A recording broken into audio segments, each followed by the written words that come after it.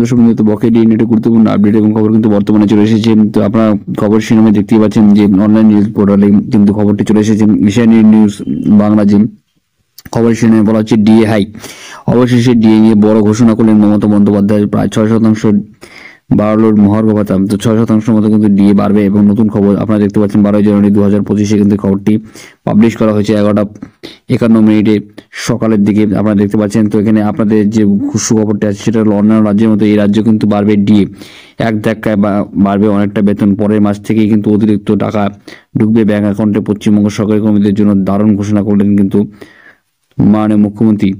এবং আপনাদের জন্য সুখবর খুব শীঘ্রই আসতে চলেছে।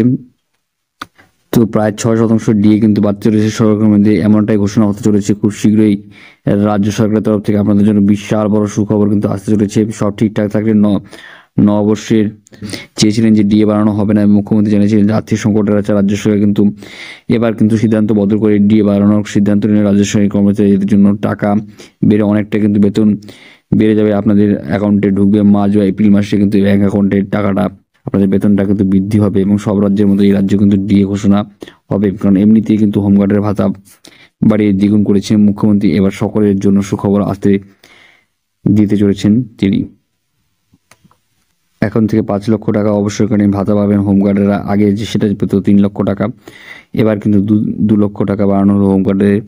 এবার বাড়াবে ডিএও। তো নববর্ষের জন্য সুখবর কিন্তু আপনাদের জন্য খুব শীঘ্রই আসতে চলেছে। খুব শীঘ্রই কিন্তু আপনাদের কিন্তু ডিএ বৃদ্ধি করা হবে। তো সবাই আজকে ভিডিও আপনাদের ভালো লাগছে, লাইক করবেন, আপনাদের মধ্যে শেয়ার করবেন। তো জয় হিন্দ, বন্দে মাতরম, ধন্যবাদ। দেখা যাবে।